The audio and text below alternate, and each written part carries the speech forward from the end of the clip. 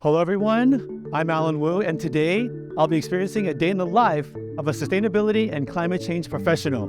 Let's go find her.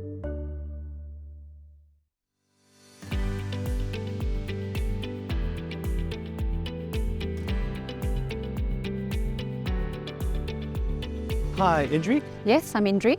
I'm Alan. Nice to finally meet you. Nice to finally meet you. All right, can you share with me what exactly do you do? I've been a sustainability and climate change professional for over 2 years now. Perhaps shall we head off to my office and let me show you what I do? Sure.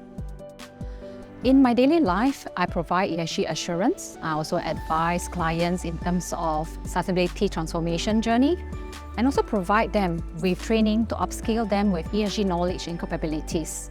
In short, sustainability is a very wide topic and it ranges from key considerations such as environmental, social impact, as well as corporate governance.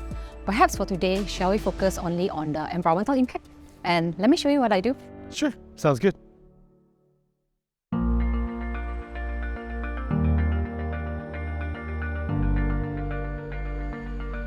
Good morning.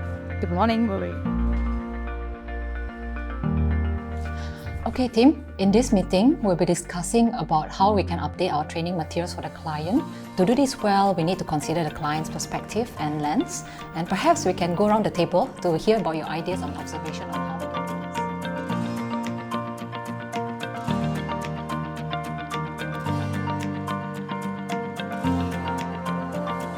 this. Indeed. Thank you very much for your idea. So Alan, one of the green skills that I often apply in my job is actually helping the clients to calculate greenhouse gas emissions. So with that, I'll be able to help clients identify their emissions and also help them to strategize on how to reduce it.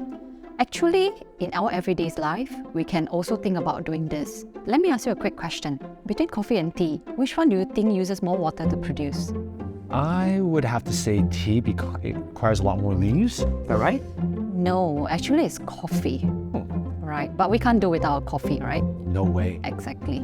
Understanding that everything that we consume and do actually leaves an environmental impact and carbon footprint, it actually helps me to understand better as a coffee lover, what can I do to help reduce my impact on the environment. So for now, I use reusable mug when I'm drinking coffee. You drink less coffee now too. Yes, I'll drink less coffee now too.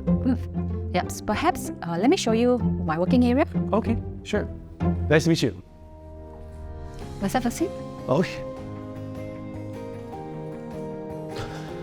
So Indri, now that we're at one of your cool hot desks, what are we gonna do now? Remember when we spoke about coffee earlier? Right, part of my job is actually to help clients to calculate their greenhouse gas emissions. Perhaps let me show you how. Yes, yeah, do that. Right, in here what you see is what's the result.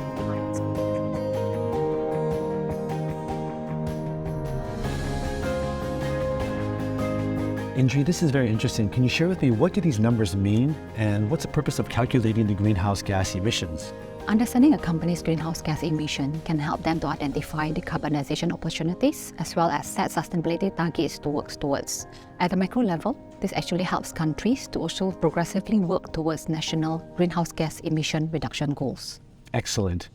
Actually, there's a question I've been meaning to ask you the entire day. Could you share with me what were you doing before you made this career switch? I was an auditor for 15 years, and why I decided to make the switch was because I wanted to do something different, but yet still make full use of my skills.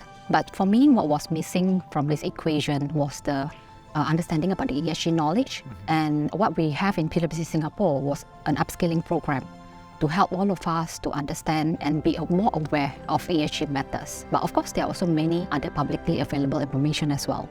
Indri, did you know that you are a great example that it is indeed possible to make a mid-career change and transition to, I guess, a related or adjacent job role within the same company or industry by learning new skills? Yes, I'm glad. So hopefully with this, it will inspire more people and be brave to make that change. I'm sure it will. Wow, I cannot believe how fast time has flown. Thank you very much, Indri, for taking me through your day. I've learned a lot and it was actually a lot of fun. It's my pleasure. Thank you. This concludes the end of my day here. If you would like to find out which skills are in high demand and highly transferable across different sectors and job roles to plan your career progression, do read up on the Skills Demand for Future Economy Report 2022.